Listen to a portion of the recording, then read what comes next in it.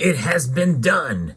Zimbabwe, the first nation to return to the gold standard. Mark this date on your calendars, April the 5th, 2024. Let's explore. This is the date that will live in infamy as the very first nation in the entire world to actually return to a gold standard. It is now a reality. If you've been following this channel for any length of time, you know that I have been keeping up with Zimbabwe and their seeking to return to a gold standard. This is something that started with the minting of their own gold coins. My most popular video on this channel is about how they defied the IMF, the International Monetary Fund, in issuing those gold coins. And I tell you what, this is something that was done out of necessity, for their inflation rates have been through the roof, as noted by these notes, pun intended. And these are the Federal Reserve Bank of Zimbabwe, the most famous iteration of hyperinflation that we've seen in modern times. This is the $100 trillion note. This used to be a note that, if equated to US dollars, could comfortably pay off our national debt 3 times over. Of course, now that is not the case anymore. These notes I got on eBay in around 2009, maybe 2010, for pennies on the dollar. I think I literally got 3 of them for $1. But in recent times, these notes, because of what they represent, well, they've been selling for a couple $100s on eBay in uncirculated conditions such as you see here. It's pretty remarkable and amazing how things can kind of come around. But in the end, Zimbabwe probably didn't have much of a choice considering their circumstance. I'm going to be referencing an article here from Al Jazeera that talks about this. The Zimbabweans now have 21 days to convert their old cash into new money, according to the Central Bank of Zimbabwe. Their central bank has launched a new structured currency backed by gold as it seeks to tackle sky-high inflation and stabilize the currency's long-floundering economy. The new currency, called Zimgold, or ZiG, will be backed by foreign currencies, gold and precious metals. John Mushayanuva, the governor of Zimbabwe's Reserve Bank, told reporters in the capital Harare on Friday. That's on April 5th. This video is being recorded a day later, but that is pretty remarkable news to hear. And Mushayanavu said that the ZiG would circulate alongside a basket of other currencies. He said the central bank would also introduce a market-determined exchange rate. And so there's an massive overhaul. This is the kind of reset that many feel should happen here in the United States. He also said the central bank would effectively today, banks shall convert their current Zimbabwe dollar balances into the new currency. The move is aimed at fostering simplicity, certainty, and predictability. That's really what we want. The Federal Reserve, their mandate is a stable currency. What kind of stabilization do they seek? They seek the devaluation of this currency. I know it seems counterproductive, but that's exactly what their mandate is, to have a target of inflation rate at 2%. To me, that's insane, and that's in a healthy economy. Many people don't question that these days, and we should. Why? Because this has been on a downward decline ever since its inception, since the Federal Reserve Act of December the 23rd, 1913. It has lost about 98 to 99% of its value. It's insane in the membrane, but it's been a controlled demolition, essentially, of this currency, and it continues on a pattern, on a course, which will ultimately lead to its destruction, especially on the path that we're on, as we're spending $1 trillion every 100 days. Of course, it's a lot worse in other nations around the world. In Zimbabwe, really, in a sense, has been forced into it, and that's what we are talking about here now. Pretty amazing. And so this simplicity, predictability in Zimbabwe's financial affairs, presenting the new banknotes that come in 8 denominations, ranging from 1 to 200 ZiG. And by the way, the notes look somewhat familiar to these notes with this rock formation, which I guess is pretty famous in Zimbabwe. But the back of the notes, instead of having this water buffalo and their famous falls, now it contains a stack of gold bars and a crucible pouring gold. It's pretty amazing to see that the actual gold is on the actual notes themselves. The first nation in the world to return to a gold standard. This is certainly big news. Them leading the way means as a nation, a third world nation at best, should send shockwaves across the world that it can be done. And essentially, they have been forced into it. Sooner or later, we'll probably all be forced into it in some direction or another. What is the evidence that I have for this? Central banks around the world stacking gold like it's going out of style. Of course, it's certainly in style. It's never gone out of style when you think about it.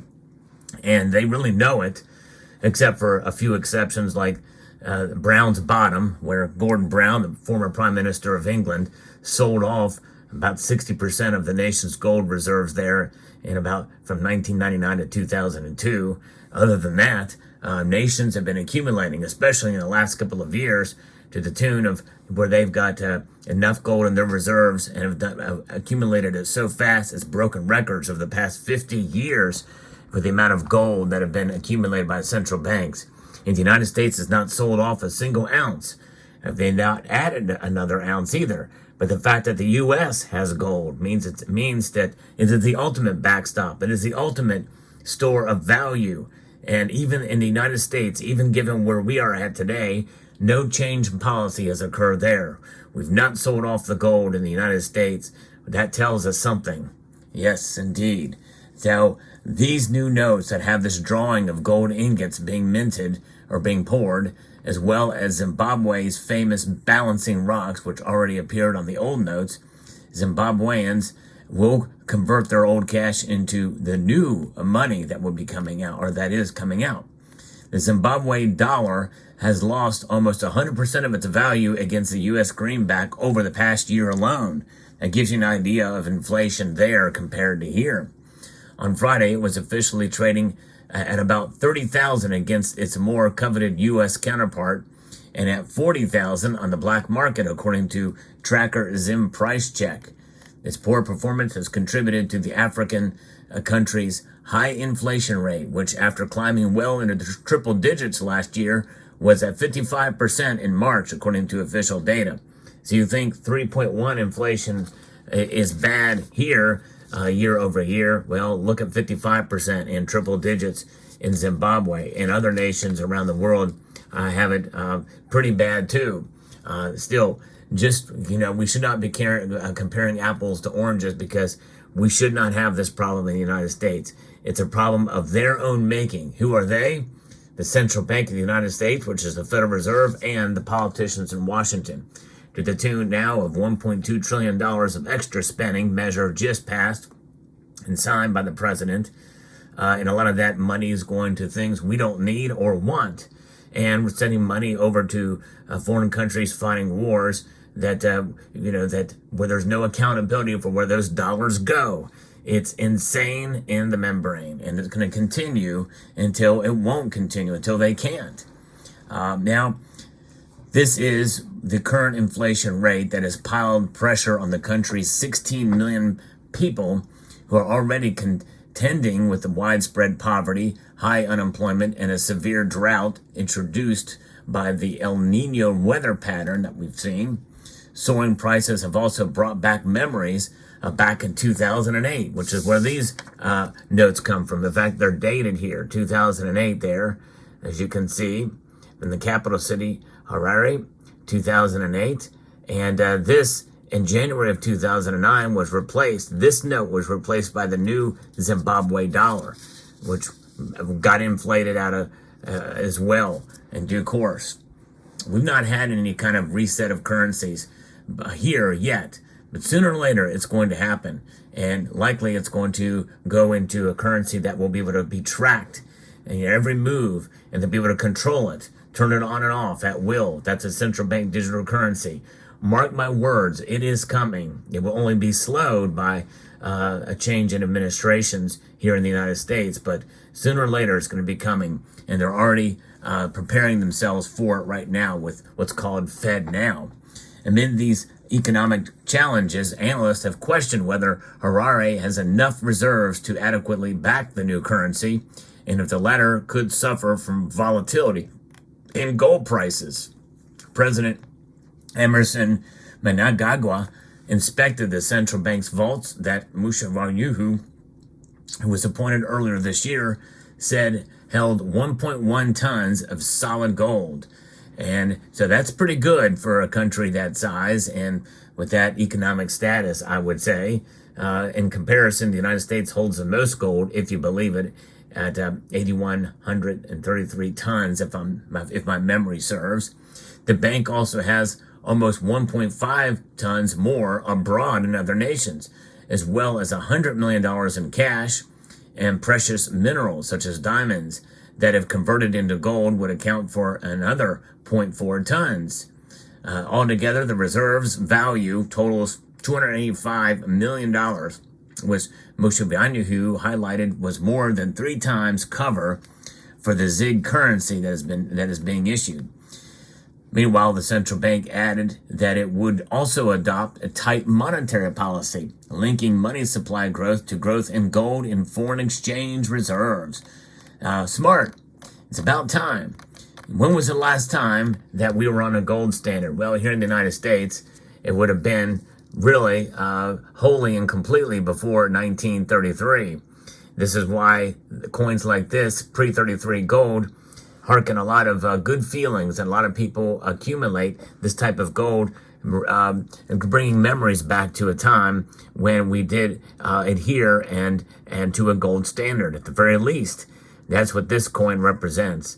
Pre-33, $20. This is the largest gold coin that was produced by the United States Mint at the time.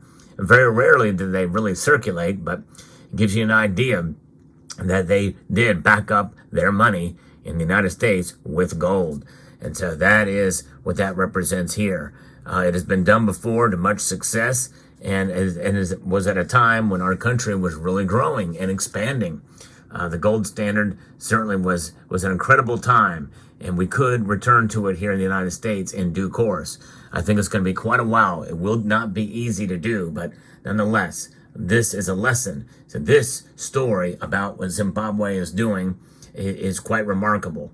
By the way, I like to bring you the latest news on precious metals and what other nations are doing with it, so I hope you will consider liking this video if you found it informative, and subscribing to the channel if you find value in the content I provide here. But gold and Zimbabwe. I've also, if you do search on my channel for videos, under the videos, you will see multiple videos that I've done on Zimbabwe on the run-up to this, the apex, where they've actually launched a gold-backed currency. How long will this last? I think it'll be a lot better than what they were doing in the past, no question. But it's got to be managed correctly as well, too. That is the one warning I will give the Zimbabweans. They must be able to manage this gold standard and be able to adhere to exactly what it means, because like anything that humans can be involved in, it can be corrupted. So let's hope that doesn't happen. We'd love for this to be a success story, because if it fails, it will not be because of gold, that's for sure. It will be because of mankind and corruption that could potentially plague this and anything else. All good intentions could be corrupted. So we'll see how this goes. Hope you found this video informative, insightful, and educational. Would like to extend a multitude of gratitude to each and every one of you for taking the time to watch, and to encourage you to please rate, share, comment, and subscribe.